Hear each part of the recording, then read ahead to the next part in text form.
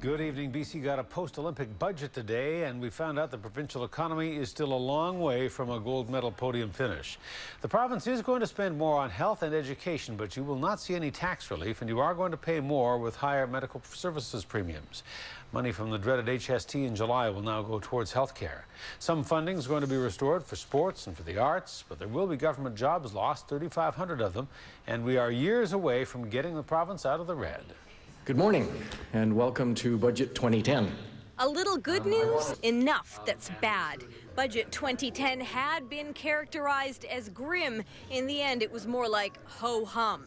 There was enough for a chastened Liberal government to make peace offerings to families and community groups who were furious over cuts to the arts and amateur sports, a partial restoration of gaming grants this time around, and a new 2010 Sports and Legacy Fund. This is $60 million over the 3 years that is going to be dedicated to sport, half to sport and half to the arts. We're disappointed. We would have liked to have seen full restoration, which was the recommendation of the Finance Committee.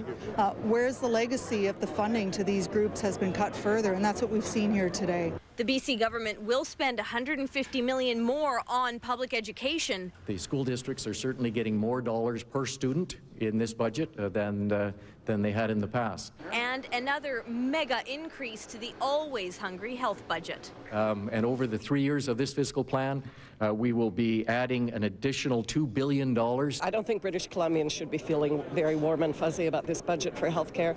We've seen major cuts in the last year to seniors programs, to surgeries, to addiction programs, to mental health programs. With this budget, we're going to see more of that pain. In an attempt to make the looming HST seem like good medicine, money earned from that hated tax will go only to health care. We need to find ways that we can help demonstrate to average British Columbians the connection between the tax dollars that they pay and the services that they consume. And there's more money being allocated for big capital projects, including $3 million for Victoria's Royal BC Museum.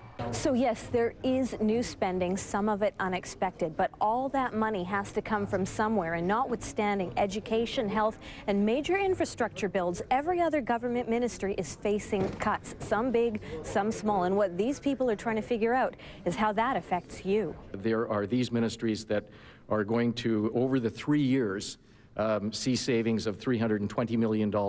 There will be more government layoffs. In all, 3,500 employees have been targeted to go. Most, says Hansen, through attrition. Others will lose their jobs. How many layoffs?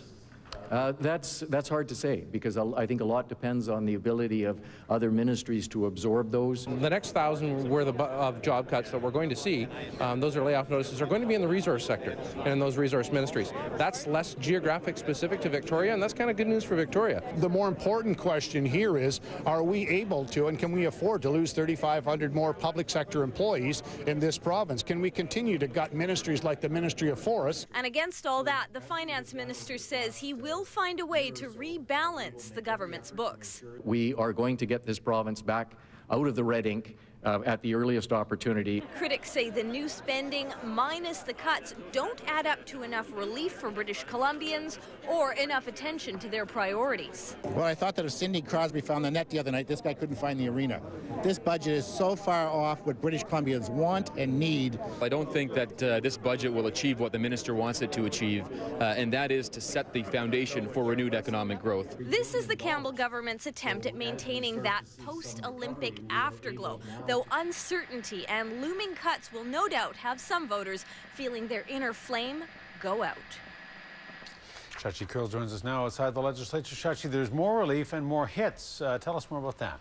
Well, first of all, we now know the details of that property tax deferral program for families. If you're a parent who is living with or paying child support for a child under the age of 18, you can apply, but there's a big catch here. You have to have 15% equity in your home to be eligible for this program. Not sure how many parents actually have 15% equity in their homes. Now, Of note and interest to drivers, Hudson, ICBC, for the first time we're learning that ICBC will roll its surpluses into the government's general revenues. We had hoped or expected, and certainly some people are complaining that that money isn't being given back to drivers by way of rate relief, but no, any surpluses out of ICBC are now going to be rolled into government revenues to pay for various and sundry things. All right, well, of course, the devil's in the details, and we'll start going through those spending estimates now that the budget's been presented. Shashi, thank you. You're welcome. More of the budget reaction for you now. The leader of the opposition, Carol James, says she was hoping that the government would come forward with a post-Olympics budget that addressed issues facing BC families. She says it shows that the province is in for a very slow economic recovery, and the budget falls short of providing a strategy for jobs or revenues for research and development and post-secondary education. Instead, what I saw was a government come forward with another reason to try and convince the public that the HST is good for them. I mean, it stretches anyone's credibility for the government to think that they can convince the public that we're bringing in the HST to be able to help healthcare. No one, quite frankly, is going to buy that, and it really shows that the government has run out of ideas, doesn't have a strategy to address the economic recovery, and has let families down. I think it's really important for people to understand that the costs of our health system are staggering, frankly. If you look at this budget, we've increased health costs or health investments by $2 billion over the next 3 years. So we want to be clear that these are revenue sources that are going to go to healthcare. They'll consistently be there for healthcare.